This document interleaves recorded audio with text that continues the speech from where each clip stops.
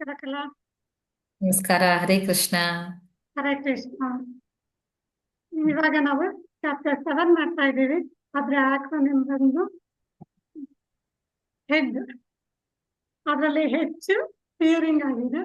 So hearing ಅಲ್ಲಿ ಅಂದ್ರೆ ನಾವು ಪ್ರತಿಯೊಂದು ನಾವೇ ಕಲಿಬಹುದು, ಇಲ್ಲ ಅಂದ್ರೆ ಬೇರೆಯವ್ರ ಮೂಲಕ ಕೂಡ ಕಲಿಬಹುದು.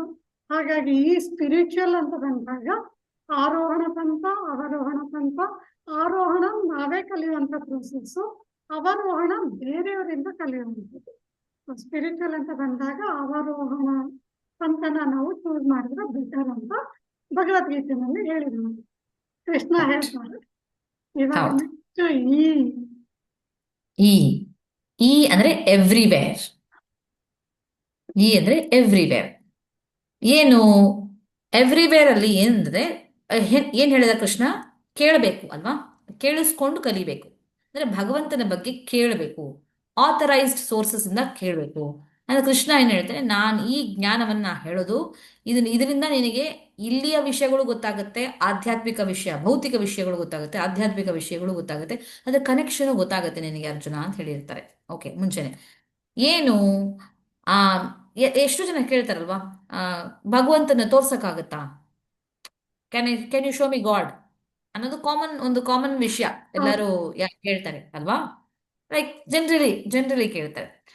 ಅದಕ್ಕೆ ಕೃಷ್ಣ ಇಲ್ಲಿ ಕ್ಲಿಯರ್ ಆಗಿ ಒಂದೊಂದು ಸ್ಟೆಪ್ ಆಗಿ ಹೇಳ್ತಾರೆ. ಏನ್ ಹೇಳ್ತಾರೆ? ಫಸ್ಟು ಈ ಪಂಚಭೂತಗಳಿಗೆಲ್ಲ, ಭೂಮಿ, ಆಪೋ, ಅನಲ, ವಾಯು ಅಲ್ವಾ? ಈ 5 ವಿಷಯಗಳೇನಿದೆಯೋ ಅದು, ಅದಕ್ಕೆ ಮೀರಿ ಮೈಂಡ್, ಮನಸ್ಸು, ಬುದ್ಧಿ, ಮತ್ತೆ ಈಗೋ, ಫಾಲ್ಸ್ ಈಗೋ, ಮೈಂಡ್, ಇಂಟೆಲಿಜೆನ್ಸ್, ಫಾಲ್ಸ್ ಈಗೋ. ಈ 8 ನನ್ನ ಸೆಪರೇಟೆಡ್ ಮೆಟೀರಿಯಲ್ ಎನರ್ಜೀಸ್, ಅಂದ್ರೆ ನನ್ನಿಂದ ಸೆಪರೇಟ್ ಆಗಿರೋ ಭೌತಿಕ ಶಕ್ತಿಗಳು. ಇವೆಲ್ಲ ನನ್ನಿಂದ ಬಂದವು ಅಂತ ಹೇಳ್ತಾರೆ. ಇದೆಲ್ಲ ಭೌತಿಕ ಶಕ್ತಿಗಳು, ಪಂಚಭೂತಗಳು, ಮತ್ತೆ ಮೈಂಡು, ಇಂಟೆಲಿಜೆನ್ಸು, ಫಾಲ್ಸ್ ಇದು, ಈ 3 ಅಲ್ವಾ? ಅದಾದ್ಮೇಲೆ ಇದನ್ನ ಬಿಟ್ಟು ಬೇರೆ, ಇದೆಲ್ಲ ಇನ್ಫೀರಿಯರ್ ನೇಚರ್, ಇದೆಲ್ಲ ಕೆಳಗೆ ವಿಷಯಗಳು. ಅದಕ್ಕೆ ಮೇಲೆ ಮೀಡಿಯಂ, ಮಿಡಲ್ ಲೆವೆಲ್ ಅಲ್ಲಿ ಒಬ್ಬ ಒಂದು ಶಕ್ತಿ ಇದೆ. ಅದೇನು? ಇದೆಲ್ಲ ಈ ಆತ್ಮಗಳೆಲ್ಲ ಏನಿದೆಯೋ ಅದು. ಓಕೆ, ಇಂಟರಿಮಲ್ ಸ್ಪಿರಿಚುವಲ್ ನೇಚರ್ ಅಲ್ಲಿ ಆಧ್ಯಾತ್ಮಿಕ ಶಕ್ತಿಗಳು ಬೇರೆ ಇವೆ. ಓಕೆ, ಈ ಇಂಟರಿಮ್ ಅಲ್ಲಿ ಇರೋ ಈ ಆ, ಏನು ಹೇಳ್ತೀವಿ, ಈ ಲಿವಿಂಗ್ ಎಂಟಿಟೀಸ್, ಆತ್ಮಗಳು, ಅವರು ಮೆಟೀರಿಯಲ್ ನೇಚರ್ಗೂ ಕನೆಕ್ಟ್ ಆಗಿ ಇದು ಮಾಡ್ತಾರೆ, ಸ್ಪಿರಿಚುವಲ್ ಎನರ್ಜಿಗೂ ಕನೆಕ್ಟ್ ಆಗಿರ್ತಾರೆ. ಅಂದ್ರೆ ಅಂದ್ರೆ ನಾವು ಆತ್ಮ, ಸ್ಪಿರಿಟ್, ಆಧ್ಯಾತ್ಮಿಕ ನಾವು. ಆದ್ರೆ ನಾವು ಭೌತಿಕ ವಿಷಯಗಳ ಜೊತೆಗೆ ನಮ್ಮ ಕನೆಕ್ಷನ್ಸ್ ಇರತ್ತೆ. ಅಂದ್ರೆ ಭೌತಿಕ ಶರೀರ ಪಡೆದಿದ್ದೀವಿ, ಭೌತಿಕ ವಿಷಯಗಳ ಜೊತೆಗೆ ನಾವು ಈ ಒಂದು ಜಗತ್ತಲ್ಲಿ ಎಲ್ಲ ಇಂಟ್ರಾಕ್ಷನ್ಸ್ ಮಾಡ್ತಾ ಇರ್ತೀವಿ. ಆದ್ರೆ ನಾವು ಆಸ್ ಅ ಸ್ಪಿರಿಟ್ ಸೋಲ್, ನಾವು ಆತ್ಮ, ನಾವು ಆಧ್ಯಾತ್ಮಿಕ ಬೈ ನೇಚರ್. ಸೊ ನಾವು ಭೌತಿಕ ಶಕ್ತಿಗಳಿಗೂ ನಾವು ಕನೆಕ್ಟ್ ಆಗಬಹುದು, ಅಥವಾ ಆಧ್ಯಾತ್ಮಿಕ ಶಕ್ತಿಗಳಿಗೂ ನಾವು ಕನೆಕ್ಟ್ ಆಗಬಹುದು. ಸೊ ಇದೂನು ನಾವೆಲ್ಲ ಕೂಡ ಕೃಷ್ಣನ ಎನರ್ಜಿ ಅಂತ ಹೇಳ್ತಾ ಇದ್ದಾರೆ ಕೃಷ್ಣ. ಫಸ್ಟ್ ಕೆಳಗೆ ಭೌತಿಕ ಜಗತ್ತಲ್ಲಿರೋ ಎಲ್ಲ ವಿಷಯಗಳು, ಅದು ನನ್ನ ಎನರ್ಜಿ. ಈ ಈ ಆತ್ಮಗಳು, ಅವುಗಳು ಕೂಡ ನನ್ನ ಎನರ್ಜಿ. ಆಮೇಲೆ ಅದಕ್ಕೂ ಮೇಲೆ ಆಧ್ಯಾತ್ಮಿಕ ಎನರ್ಜಿಗಳು ಇದೆ. ಸೊ ಅವೆಲ್ಲ ಅಂತ ಹೇಳಿ ಕೃಷ್ಣ ಹೇಳ್ತಾರೆ, ಈ ಭೌತಿಕ ಆಗ್ಲಿ ಆಧ್ಯಾತ್ಮಿಕ ಆಗ್ಲಿ ಎಲ್ಲನೂ ಒಂದು ತಿಳುಗು ಅರ್ಜುನ, ಅದೆಲ್ಲವೂ ಬಂದಿರೋದು ನನ್ನಿಂದಾನೆ.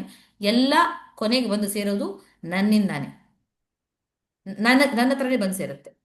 ನನ್ನ ಬಿಟ್ಟು, ನನ್ನನ್ನು ಮೀರಿ ಇನ್ನು ಬೇರೆ ಯಾವ ಸತ್ಯನೂ ಇಲ್ಲ ನಿನಗೆ ತಿಳ್ಕೊಳ್ಳೋಕ್ಕೆ ಅಂತ ಹೇಳ್ತಾರೆ. ಅಂದ್ರೆ ಏನ್ ಅರ್ಥ ಅಂದ್ರೆ, ಇವಾಗ ಕ್ಯಾನ್ ಯು ದೇವ್ರನ್ನ ತೋರ್ಸಕ್ಕಾಗತ್ತಾ ಅಂತ ಕೇಳ್ತೀವಲ್ಲ, ಅದಕ್ಕೆ ಕ್ಲಿಯರ್ ಬ್ಯೂಟಿಫುಲ್ ಎಕ್ಸಾಂಪಲ್ ಕೊಡ್ತಾರೆ.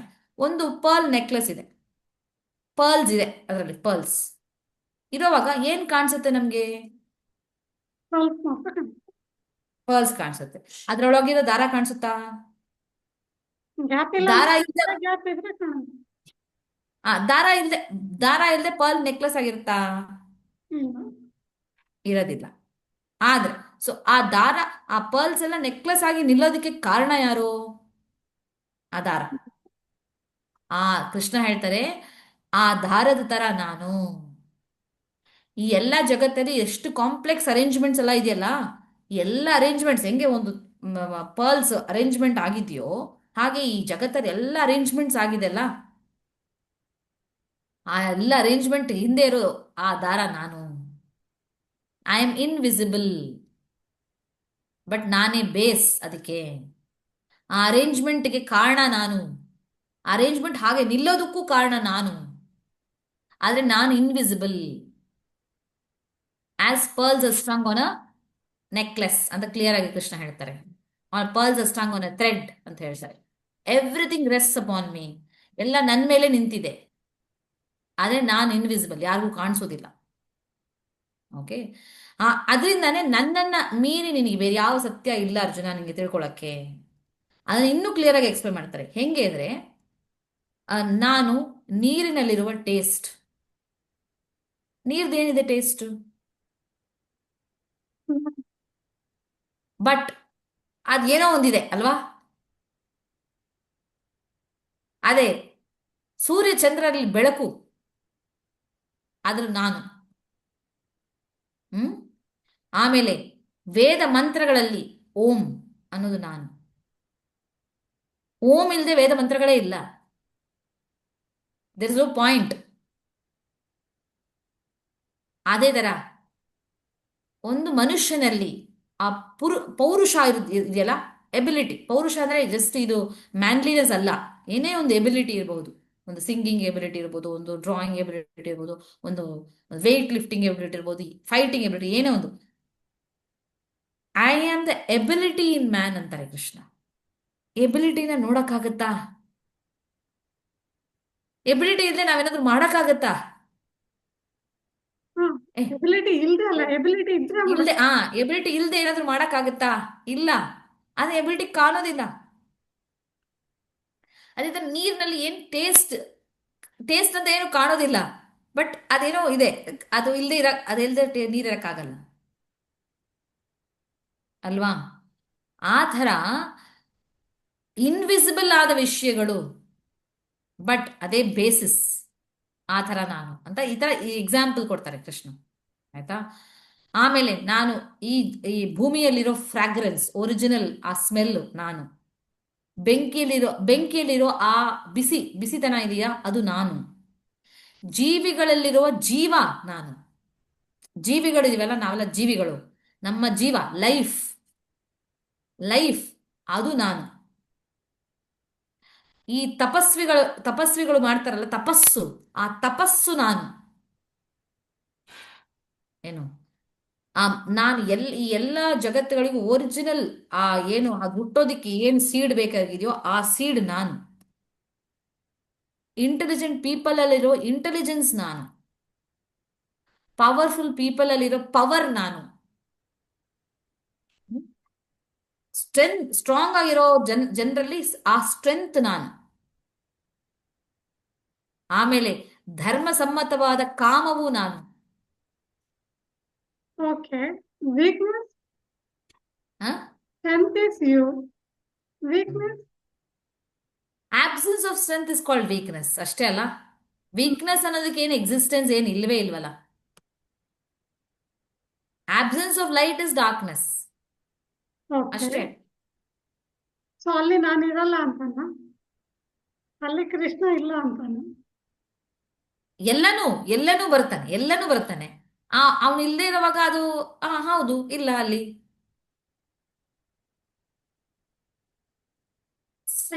ನೋಡಿ, ಡಾರ್ಕ್ನೆಸ್ಗೆ ಅಥವಾ ವೀಕ್ನೆಸ್ಗೆ ಎಕ್ಸಿಸ್ಟೆನ್ಸ್ ಅನ್ನೋದು ಇಲ್ಲ. ಇವಾಗ ಕತ್ಲು ನಾನು, ಬೆಳಕು ನಾನು, ಕತ್ಲು ನಾನೇ ಹೇಳ್ತಾ ಇದ್ದೀನಿ. ಕತ್ಲು ಅನ್ನೋ ವಿಷಯಕ್ಕೆ ಕತ್ತಲು ಅನ್ನೋದು ಒಂದು ವಿಷಯ ಅಲ್ಲ. ಇದು ಇಲ್ದೇ ಇರೋದನ್ನ ಆ ಸ್ಟೇಟ್ ಅನ್ನ ಹೇಳ್ತಾ ಇದೀವಿ ಅಷ್ಟೇನೆ.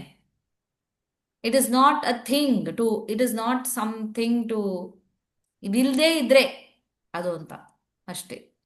ಇವಾಗ ನೋಡಕ್ ಹೋದ್ರೆ ವೆಲ್ತ್ ಪಾವರ್ಟಿ ಅನ್ನೋದು ಇಲ್ಲ ಆಕ್ಚುಲಿ. ಆ ತರ ಒಂದು ವಿಷಯನೇ ಇಲ್ಲ ಆಕ್ಚುಲಿ. ವೆಲ್ತ್ ಇಲ್ಲದೆ ಇದ್ರೆ ಅದು ಪಾವರ್ಟಿ ಅಷ್ಟೇ. It doesn't have an existence at all. ಮತ್ತೆ ಹೆಂಗೆ ಅದನ್ನ ಏನಾದ್ರು ಹೇಳಕ್ಕಾಗತ್ತೆ? ಆ ಒಂದು ವಿಷಯನೇ ಇಲ್ಲ ಅನ್ನುವಾಗ ಆ ಒಂದು ವಿಷಯ, ಒಂದು ವಿಷಯದಲ್ಲಿ ಕೃಷ್ಣ ಇದ್ದಾನೆ ಅಂತ ಹೆಂಗ್ ಹೇಳಕ್ಕಾಗತ್ತೆ? ಇದಾನ ಇಲ್ವಾ ಅಂತ ಹೆಂಗ್ ಹೇಳಕ್ಕಾಗತ್ತೆ?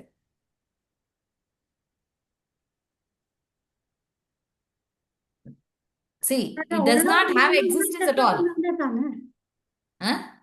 ಒಳ್ಳೇದು ನಾನು ಅಂದ್ಮೇಲೆ ಕೆಟ್ಟದ್ದು ನಾನೇ ತಾನೆ. ಕೆಟ್ಟತನ ಅನ್ನೋದು ಎಕ್ಸಿಸ್ಟೆನ್ಸ್ ಅಲ್ಲಿ ಇಲ್ಲ ಸುಧಾ.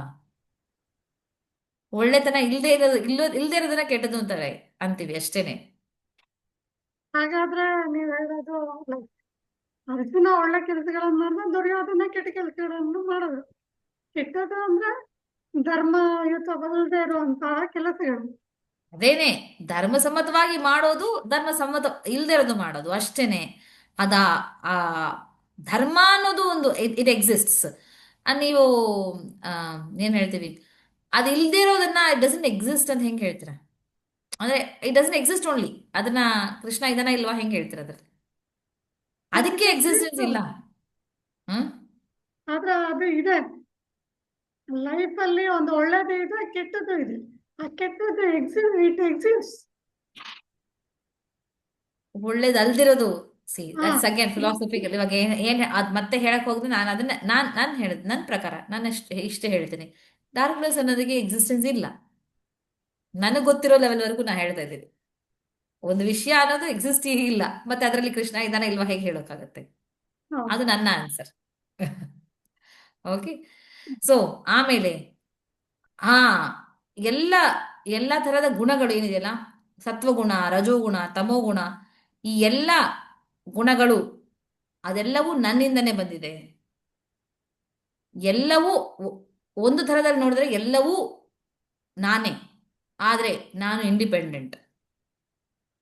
ನಾನು ಈ ಗುಣಗಳ ಕೆಳಗೆ ಆ ಗುಣಗಳ ಒಂದು ಏನ್ ಹೇಳ್ತೀವಿ ಇನ್ಫ್ಲೂಯೆನ್ಸ್ ಅಲ್ಲಿ ನಾನು ಬರೋದಿಲ್ಲ ಅಂತ ಹೇಳಿ ಕೃಷ್ಣ ಇದನ್ನೆಲ್ಲ ಕ್ಲಿಯರ್ ಆಗಿ ಅದೇ ಹೇಳ್ತಾರೆ, ಈ ವಿಷಯಗಳನ್ನೆಲ್ಲ. ಇದೇನಾಯ್ತು, ನಮಗೆ ಭೌತಿಕ ಮತ್ತು ಆಧ್ಯಾತ್ಮಿಕ ಎರಡಕ್ಕೂ ಕನೆಕ್ಷನ್ ಬಗ್ಗೆ ಹೇಳ್ತೀನಿ ಅಂತ ಹೇಳಿದ್ರಲ್ಲ ಕೃಷ್ಣ, ಅದನ್ನ ಕ್ಲಿಯರ್ ಆಗಿ ಹೇಳ್ತಾರೆ ಇದರಲ್ಲಿ. ಅಂದ್ರೆ ಕೇಳ್ಬೋದು, ಹಾಗಾದ್ರೆ ಆ, ಕೃಷ್ಣ ಅಲ್ಲಿದ್ದಾರೆ ಅಂದ್ರೆ ಇಲ್ಲಿ ಹೇಗಿದ್ದಾರೆ? ಭೂಮಿಯಲ್ಲಿ ಇದ್ರೆ ನಮ್ಗೆ ಯಾಕೆ ಕಾಣಿಸೋದಿಲ್ಲ? ಅಂದ್ರೆ ಕಾಣಿಸ್ದೇ ಇರೋ ತರ ಇರ್ತಾರೆ ಇಲ್ಲಿ. ಕಾಣಿಸ್ದೇ ಇರೋ ತರ ಇರ್ತಾರೆ ಇಲ್ಲಿ. ಆ ದಾರ, ಆ ನೆಕ್ಲೆಸ್ ಅಲ್ಲಿರೋ ಆ ದಾರ ಕಾಣಿಸಲ್ವೋ ಹಾಗೆ ಆ ತರ ಕಾಣಿಸ್ದೇ ಇರೋ ತರ ರೀತಿಯಲ್ಲಿ ಇರ್ತಾರೆ ಇಲ್ಲಿ, ಕಾಣಿಸೋ ರೀತಿಯಲ್ಲೂ ಇರ್ತಾರೆ ಅಲ್ಲಿ. ಇವಾಗ ಹಾ, ಆಮೇಲೆ ಇದು ನೀವು ಕೇಳಿದ್ದು ಒಂದು ವಿಷಯ, ನೀವು ಇವಾಗ ಕೇಳಿದ್ರಲ್ಲ, ಈ ತರ ಒಂದು ವಿಷಯನೇ ಒಂದು ಆ, ಪ್ರಭುಪಾದರನ್ನ ಕೇಳ್ತಾರೆ ಒಬ್ರು, ಆಯ್ತಾ? ನೀವು ಕೇಳಿದ್ರ ಡಾರ್ಕ್ನೆಸ್ ಅಲ್ಲಿ ಇದ್ದಾರ ಕೃಷ್ಣ ಇಲ್ವಾ ಅಂತ. ಹ್ಮ್ ನಾನೇನಂದೆ, ನನ್ನ ಅಂಡರ್ಸ್ಟ್ಯಾಂಡಿಂಗ್ ಪ್ರಕಾರ ಹೇಳಿದೆ. ಓಕೆ, ಇದೇ ತರ ಒಬ್ರು ಕೇಳ್ತಾರೆ, ಆ ನಿಮ್ಮ ಕೃಷ್ಣ, ಓಕೆ ಪ್ರಭುಪಾದರನ್ನ ಕೇಳಿ, ನಿಮ್ಮ ಕೃಷ್ಣ ಎತ್ತಕ್ ಆಗದಿರೋ ಅಂತ ಕಲ್ಲನ್ನ ಸೃಷ್ಟಿ ಮಾಡಕ್ಕಾಗತ್ತಾ? ಎತ್ತಕ್ ಆಗದೆ ಇರೋ ಕಲ್ಲನ್ನ ಸೃಷ್ಟಿ ಮಾಡಕ್ಕಾಗತ್ತಾ? ಅವೇನ್ ಅನ್ಕೊಂಡಿದ್ದಾನೆ, ಕೇಳೋವನೇನ್ ಅನ್ಕೊಂಡಿದ್ದಾನೆ, ಸೃಷ್ಟಿ ಮಾಡಕ್ಕಾಗುತ್ತೆ ಅಂದ್ರೆ ಮಾಡ್ದ, ಓಕೆ, ಬಟ್ ಅದನ್ನ ಎತ್ತಕ್ಕಾಗಲ್ವಲ್ಲ. ಕೃಷ್ಣನ ಕೈಲೇ ಎತ್ತಕ್ಕಾಗಲ್ಲ. ಸೃಷ್ಟಿ ಮಾಡ್ದ, ಬಟ್ ಅದನ್ನ ಎತ್ತಕ್ಕಾಗಲ್ಲ ಅಂದ್ರೆ ಹೌ ಈಸ್ ಈ ಆಲ್ ಪವರ್ಫುಲ್? ಕ್ವಶನ್ ಬರುತ್ತೆ. ಆ ಇಲ್ಲ ಇಲ್ಲ, ಆ ತರ ಕಲ್ಲನ್ನು ಸೃಷ್ಟಿ ಮಾಡಕ್ಕಾಗಲ್ಲ ಅಂದ್ರೆ ಆ how is a creator of everything ಅನ್ನೋ ಕ್ವಶನ್ ಬರುತ್ತೆ. ಓ ಆ ಥರದನ್ನ ಕ್ರಿಯೇಟ್ ಮಾಡೋಕ್ಕಾಗಲ್ವಾ, ಮತ್ತೆ ಆಲ್ ಪವರ್ಫುಲ್ ಹೆಂಗದ ಅಂತ ಬರುತ್ತೆ ಅಲ್ವಾ? ಸೊ ಹೇಗೆ ಹೋದ್ರು ಕೃಷ್ಣನ ಕ್ಯಾಚ್ ಮಾಡಿಸೋದು ಅಂತ ಅನ್ಕೊಂಡ ಅವನು ಕ್ವಶನ್ ಕೇಳೋನು, ಆಯ್ತಾ? ಪ್ರಭುಪಾದ್ರೆ ಏನ್ ಗೊತ್ತಾ ಆನ್ಸರ್ ಕೊಟ್ರು? ಆ ಸೃಷ್ಟಿ ಮಾಡಕ್ಕಾಗುತ್ತೆ, ಕೃಷ್ಣನ ಕೈಲಿ ಆ ಥರ ಕಲ್ಲ ಸೃಷ್ಟಿ ಮಾಡಕ್ಕಾಗುತ್ತೆ, ಆದ್ರೆ if he wills he cannot lift it also. ಅಂದ್ರೆ ಆತರ ಸೃಷ್ಟಿ ಮಾಡಕ್ಕಾಗುತ್ತೆ, ಆದ್ರೆ ಅವನ ಇಚ್ಛೆಯ ಪ್ರಕಾರ ಅದನ್ನ ತಾನೂ ಕೂಡ ಎತ್ತದೇ ಇರೋ ತರ ಮಾಡಕ್ಕಾಗತ್ತೆ. ಆದ್ರೆ ಅವನೇ ಇಚ್ಛೆ ಪಟ್ರೆ ಅದನ್ನ ಎತ್ತಕ್ಕೂ ಆಗತ್ತೆ. He can will this way also, he can will that way also ಅಂತ ಹೇಳ್ತಾರೆ. ಸೊ ನೀವು ಕೇಳಿದ ಕ್ವಶನ್ ಅಷ್ಟೇನೆ, ಕತ್ಲಲ್ಲಿ ಕೃಷ್ಣ ಇರಲ್ವಾ ಅಂತ. ನಾವು ಬೆಳಕು, ಸೂರ್ಯ, ಚಂದ್ರ ಎಲ್ಲನೂ ಯಾವುದು ಇಲ್ಲದೆ ಇರೋವಾಗ ಯಾರಿದ್ದಾರೆ? ಅವನು ಮಾತ್ರನೇ ಇದ್ದಾನೆ. ಸೂರ್ಯ ಚಂದ್ರ ಎಲ್ಲ ಇಲ್ಲ ಅಂದ್ರೆ ಬೆಳಕು ಎಲ್ಲಿಂದ ಬರುತ್ತೆ? ಅವನಿಂದಾನೇ ಬರುತ್ತೆ ಬೆಳಕು. ಸೂರ್ಯ ಚಂದ್ರ ಎಲ್ಲ ಇಲ್ಲ, ಸೂರ್ಯ ಎಲ್ಲಿಂದ ಹುಟ್ಟುತ್ತಾರೆ? ಅವನಿಂದ ತಾನೇ ಹುಟ್ಟೋದು ಅಲ್ವಾ? ಸೊ ಆ ಥರನೂ ಹೇಳ್ಬೋದು ಕತ್ಲಲ್ಲಿ. ಹಾಗಾದ್ರೆ ಸೂರ್ಯ ಚಂದ್ರ ಇಲ್ದಿರುವಾಗ ಅಂದ್ರೆ ಏನರ್ಥ? ಬೆಳಕು ಇಲ್ದಿರುವಾಗ ಯಾರಿದ್ದಾರೆ? ಕೃಷ್ಣ ತಾನೇ ಇರೋದು. ಅದನ್ನ ನೀವು ಕತ್ಲು ಅಂತೀರಾ? ಅದು ನಂಗೆ ಗೊತ್ತಿಲ್ಲ. ಯಾಕೆಂದ್ರೆ ಸೂರ್ಯ ಚಂದ್ರನೇ ಹುಟ್ಟೋದು ಕೃಷ್ಣನಿಂದಾನೆ ಅನ್ನುವಾಗ, ಸೂರ್ಯಚಂದ್ರ ಇಲ್ದಿರುವಾಗ ಅವನೇ ಇದ್ದಾನೆ. ಅದನ್ನ ಕತ್ಲು ಅಂತ ಕರೆಯಕ್ಕಾಗತ್ತಾ ನಾವು? ನಂಗೆ ಗೊತ್ತಿಲ್ಲ, ಐ ಡೋಂಟ್ ನೋ.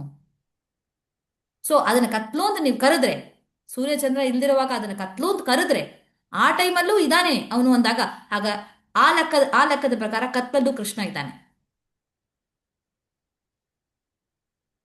ಅರ್ಥ ಆಯ್ತಲ್ಲ ನಿಮಗೆ ನಾನು ಹೇಳಿದ್ದು ವಿಷಯ? ಹಾಗೆ.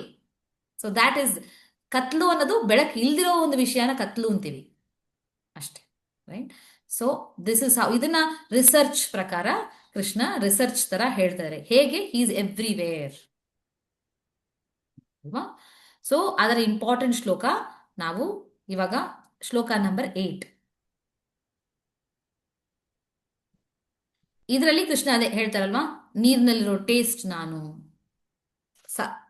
ಸೂರ್ಯ ಚಂದ್ರದಲ್ಲಿರೋ ಬೆಳಕು ನಾನು, ವೇದ ಮಂತ್ರಗಳಲ್ಲಿರೋ ಓಂ ನಾನು, ಆಮೇಲೆ ಏನು ಗಾಳಿಯಲ್ಲಿ ಸೌಂಡ್ ಇದೆಯಲ್ಲ ಸೌಂಡ್ ನಾನು, ಆಮೇಲೆ ಮನುಷ್ಯರಲ್ಲಿ ಎಬಿಲಿಟಿ ನಾನು, ಪೌರುಷ ಅನ್ನೋದು ನಾನು ಅಂತ.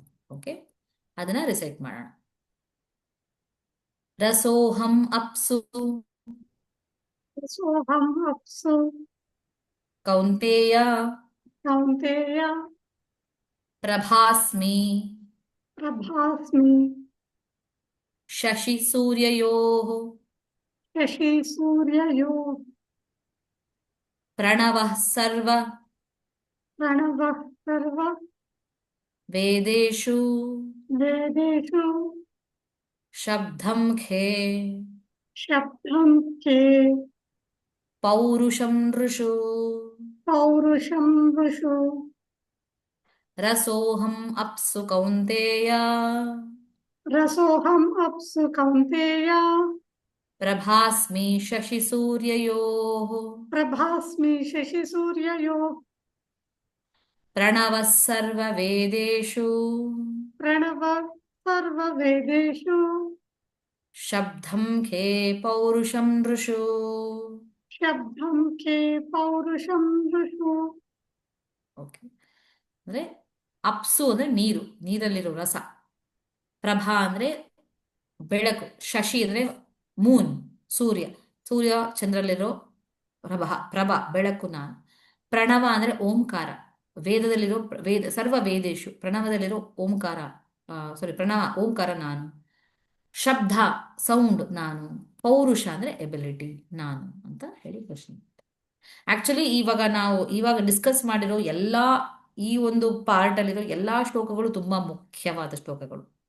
ಅದರಲ್ಲಿ ನಾನು ಒಂದನ್ನು ಚೂಸ್ ಮಾಡಿ ಹೇಳಿದ್ದೀನಿ. ಬಟ್ ಈ 7th ಚಾಪ್ಟರ್ ಅಲ್ಲಿ ಈ 12th ವರ್ಸ್ ವರೆಗೂ ತುಂಬಾ ಮುಖ್ಯವಾದವು. ಯಾಕಂದ್ರೆ ತುಂಬಾ ಇಂಪಾರ್ಟೆಂಟ್ ವಿಷಯಗಳು. ಅಂದ್ರೆ ಹೇಗೆ pearls are strung on there is no truth superior to me ಅಂತ ಕೃಷ್ಣ ಹೇಳ್ತಾರ. ಆ ಶ್ಲೋಕ ಎಲ್ಲ ಕೂಡ ತುಂಬಾನೇ ಇಂಪಾರ್ಟೆಂಟ್ ಆದ ಶ್ಲೋಕಗಳು, ಆಯ್ತಾ? ಸೊ ಅಂದ್ರೆ ವರ್ಸ್ ನಂಬರ್ 7 ಅದು ಕೂಡ ತುಂಬಾ ಇಂಪಾರ್ಟೆಂಟ್ ಆದ ಶ್ಲೋಕನೇ. ಬಟ್ ನಾವು ವಿಡಿಯೋಗೋಸ್ಕರ ಎವ್ರಿವೇರ್ ಹೇಗೆ ಕೃಷ್ಣ ಇದ್ದಾನೆ ಅನ್ನೋದಕ್ಕೋಸ್ಕರ ಹೇಳ್ತೀವಿ. ಮತ್ತ ಪರತರಂ ನಾಣ್ಯತ್ ಅಂತ ಬರುತ್ತೆ ಶ್ಲೋಕ ನಂಬರ್ 7, ಅದು ಕೂಡ ತುಂಬಾ important. Mostly all of the shlokas in this part is very important. Okay, next ವಿಡಿಯೋದಲ್ಲಿ ನೆಕ್ಸ್ಟ್ ಅಕ್ರೋನಿಮ್ದು ನೆಕ್ಸ್ಟ್ ಲೆಟರ್ದು ಹೋಗೋಣ. ಹರೇ ಕೃಷ್ಣ. Thank you. ಹರೇ ಕೃಷ್ಣ.